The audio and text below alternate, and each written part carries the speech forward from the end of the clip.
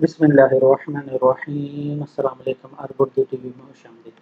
5 ذی القعدہ 1440 ہجری بمطابق 8 جولائی 2019 کی سعودی عرب کی تازہ ترین خبروں کے ساتھ حاضر ہوں۔ آن لائن رجسٹریشن داخلی عازمین کے لیے فیس ڈیڈ لائن کیا ہے؟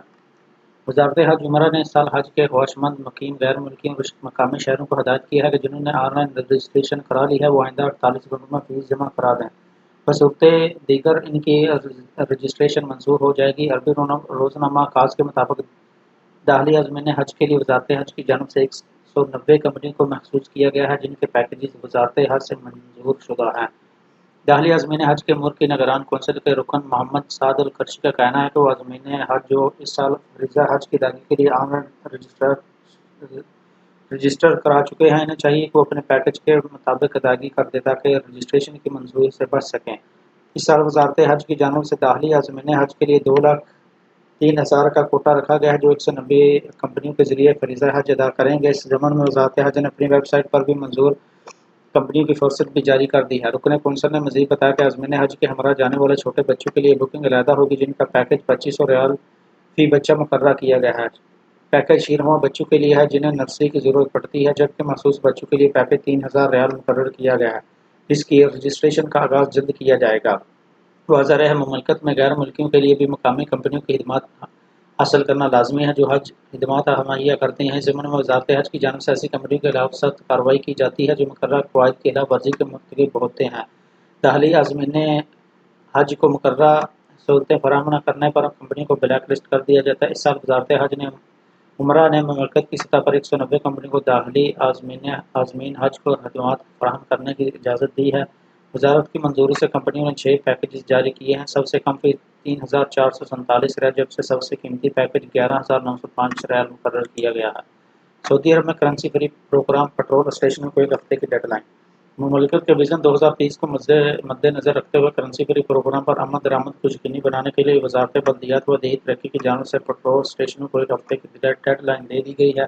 آئندہ ہفتے متعلقہ اداروں کی تفتیشی ٹیمیں پٹرول اسٹیشنوں پر چیکنگ شروع کر دیں گی۔ جس اسٹیشن پر رقم کی وصولی نقد کی جائے گی جرمانے عائد کیے جائیں گے۔ وزارت بلدیات کی جانب سے کہا گیا کہ پروگرام کا بنیادی ہدف تجارتی و پردہ پوشی، غیر ملکیوں کے سعودیوں کے نام سے کاروبار کا خاتمہ اور معاشرے کو کرنسی فری پروگرام کی طرف لے جانا ہے۔ سبق نیوز کے مطابق وزیر بلدیات و دیہی ترقی کی جانب سے مملکت میں تمام پٹرول اسٹیشن مالکان کو نوٹسز جاری کیے جا چکے ہیں کہ وہ اپنے اسٹیشن پر مدہ کارڈ ڈیبٹ کارڈ سے وصولی کریں، نقدی کا لین دین فیتا طور پر نہ کیا جائے گا۔ وزارت کا کہنا ہے کہ کرنسی فری پروگرام عام شہریوں کے بے مفاد میں بھی اچھا ہے جس پر ہر ایک کو عمل کرنا چاہیے کہ اس کے ثمرات معاشرہ مستفید ہو سکے۔ وزارت بلدیات نے وزارت تجارت و سرمایہ کاری اور سعودی مانیٹرنگ ایجنسی کے تعاون سے جامع منصوبہ بندی کی ہے جس کے تحت خریداری کے لیے مدہ کارڈ استعمال کیے جائیں گے۔ غوطہ خوری میں ریکارڈ ہولڈر سعودی نوجوان ڈوب کر ہلاک۔ پنجابی کی ایک کہاوت ہے کہ ہمیشہ تار وہی ڈوبدے نے، یعنی ڈوبتے وہی ہیں جنہیں تیراکی آتی ہے، کیونکہ جس تیراکی نہیں آتی وہ کیسے ڈوب سکتا ہے۔ کچھ ایسی ہی مثال سعودی عرب میں ڈوب کر ہلاک ہونے والے غوطہ خور بسام وحید کی ہے جس نے سمندر کی گہرائی میں غوطہ لگایا لیکن وہ اوپر نہ آ سکے اور ہلاک ہو گئے۔ امدادی ٹیموں نے 24 گھنٹے کی تلاشی کے بعد ان کی لاش سمندر سے نکال لی گئی۔ سبق اور عاجل ویب سائٹ کے مطابق وہ جمعرات کو جدہ کے ابہر علاقہ میں غوطہ خوری کی مشق کر رہے تھے جب ان کے ساتھیوں نے امدادی ٹیموں کو ان کے لاپتہ ہونے کی اطلاع دی۔ کیپٹن بسام وحید فری ڈائیونگ میں سعودی عرب کے معروف غوطہ خور تھے جنہوں نے کئی ریکارڈ قائم کیے۔ ان کی خوبی یہ تھی کہ وہ سلنڈر آکسیجن کے بغیر سمندر کی انتہائی گہرائیوں میں جاتے تھے۔ گزشتہ دنوں انہوں نے مصر کے شہر دہب میں منعقد ہونے والے عالمی مقابلے میں حصہ لیا تھا۔ مقابلے میں عرب اور غیر ملکی ممتاز غوطہ خور شریک تھے۔ بسام وحید نے آکسیجن سلنڈر کے بغیر سمندر میں 71 میٹر گہرائی تک پہنچے جہاں انہوں نے 2 منٹ 50 سیکنڈ ریکارڈ قائم کیا تھا۔ فری ڈائیونگ میں آکسیجن سلنڈر اور سوئمنگ فائن کے بغیر غوطہ خوری کرنی ہوتی ہے۔ غوطہ خور ایک رسی کی مدد سے سمندر کی انتہائی گہرائی تک پہنچنے کی کوشش کرتے ہیں۔ سعودی عرب کا وزٹ ویزا کیا ہے اقامہ میں تبدیلی ممکن؟ کسی بھی غیر ملکی کے لیے غیر قانونی طور پر مقیم افراد مسائل کا باعث بنتے ہیں جس کی وجہ سے نہ صرف معیشت متاثر ہوتی ہے بلکہ دیگر معاشرتی مشکلات میں بھی اضافہ ہوتا ہے۔ دنیا کے ہر ایک ممالک میں آنے والے اور عارضی طور پر رہائش اختیار کرنے والوں کے لیے مخصوص پرمٹ جاری کیے جاتے ہیں۔ ہر ملک اپنے قانون کے مطابق یہ پرمٹ جاری کرتا ہے جنہیں مختلف نام دیے جاتے ہیں۔ عرب ممالک میں غیر ملکیوں کو جاری کیے جانے والے رہائشی پرمٹ کو اقامہ کہتے ہیں، جبکہ محدود مدت کے لیے آنے والے کے لیے ویزے کی سہولت فراہم ہو جاتی ہے۔ پاکستان میں افغان مہاجرین کو نادرا کی جانب سے مہاجر کارڈ جاری کیے جاتے ہیں، جبکہ امریکہ میں گرین کارڈ کا رواج ہے۔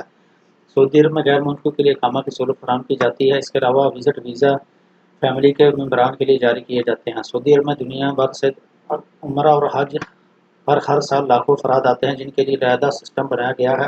عمرے کی غرض سے آنے والے کو معتمرین، جبکہ حج ویزے پر آنے والے عازمین حج کہلاتے ہیں۔ وزٹ ویزا کیا ہے؟ سعودی عرب کے امیگریشن قانون کے مطابق سعودی عرب میں مقیم وہ غیر ملکی جو باقاعدہ ورک ویزے یعنی اقامے پر کام کر رہے ہیں، فیملی اسٹیٹس کے حامل ہیں، انہیں اپنے فیملی ممبران کے لیے، جن میں اہلیہ، شوہر، والدہ، والد، بیٹی، بیٹا 18 برس سے کم عمر اور ساس کے لیے وزٹ ویزا جاری کرانے کی سہولت فراہم کی گئی ہے۔ وزٹ ویزے کی ابتدائی مدت 1 سے 3 ماہ کے لیے ہوتی ہے، تاہم اس میں اضافہ ممکن ہے۔ سنگل انٹری وزٹ ویزے کی مدت انتہائی 180 دن ہوتی ہے۔ نئے قانون کے مطابق ڈبل انٹری ویزے کی سہولت بھی فراہم کی گئی ہے، جو 1 برس کے لیے ہوتی ہے، تاہم اس کے لیے لازمی ہے کہ ویزے پر آنے والا 6 ماہ کے قیام کے بعد ایگزٹ کرے، اس کے لیے ہوا وہ قریبی عرب ممالک ہی کیوں نہ جائے، اور دوسرے دن واپس آئے۔ اس طرح وہ 1 برس تک سعودی عرب میں قیام کر سکتا ہے۔ قطری عازمین حج کی رجسٹریشن میں رکاوٹ ڈالنے کی کوشش ہو رہے ہیں سعودی وزیر۔ سعودی عرب کے وزیر برائے امور حج عمرہ محمد بطین نے کہا کہ قطری عازمین حج کے لیے آن لائن رجسٹریشن کی سہولت موجود ہے۔ ان کا کہنا ہے کہ قطری شہریوں کی حج کے لیے رجسٹریشن میں رکاوٹیں پیدا کرنے کی کوشش کی جا رہی ہے۔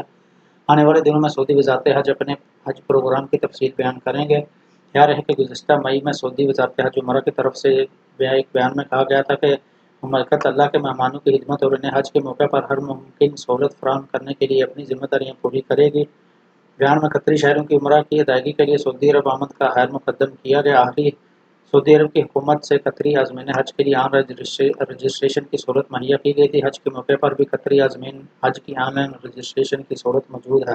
رجسٹرڈ ہونے والے عازمین حج جدہ کے شاہ عبد العزیز ہوائی اڈے اور مدینہ منورہ کے شہزادہ محمد بن عبد العزیز بین الاقوامی ہوائی اڈے پر اتر سکتے ہیں۔ سعودی وزارت حج نے مملکت کے اندر موجود قطری شہریوں کے فریضہ حج کی ادائیگی میں حصہ لینے کا خیر مقدم کیا ہے۔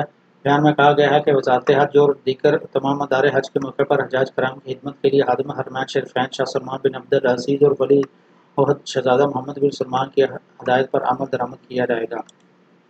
عرب اتحاد نے حوثیوں کے ڈرون ہدف تک پہنچنے سے پہلے ہی مار گرائے۔ سعودی عرب کی قیادت میں عرب اتحاد نے یمن سے حوثی باغیوں کے چھوڑے ہوئے بغیر پائلٹ جاسوس طیاروں کو ان کے ہدف تک پہنچنے سے پہلے ہی مار گرایا۔ عرب اتحاد نے حوثیوں کے اس دعوے کو بھی مسترد کر دیا جس میں انہوں نے کہا تھا کہ انہوں نے سعودی عرب کی فضائی حدود میں ایک طیارے کو ہدف بنایا ہے۔ عرب اتحاد کے ترجمان کرنل ترکی المالکی نے ہفتے کے روز ایک بیان میں کہا کہ اتحادی فوجوں نے حوثیوں کے ڈرونز کا سعودی عرب میں اپنے ہدف تک پہنچنے سے پہلے ہی سراغ لگا دیا تھا، انہیں فضا ہی میں تباہ کر دیا۔ انہوں نے کہا کہ حوثی ملیشیا کی شہریوں اور عوامی تنصیبات کو اردو بنانے کی کوششوں کا مقابلہ جاری رکھا جائے گا اور انہیں بین الاقوامی انسانی قانون اور قواعد و ضوابط کے تحت ناکام بنانے کا سلسلہ جاری رہے گا۔ ترکی میں سعودی سیاحوں کی آمد میں 33% کمی۔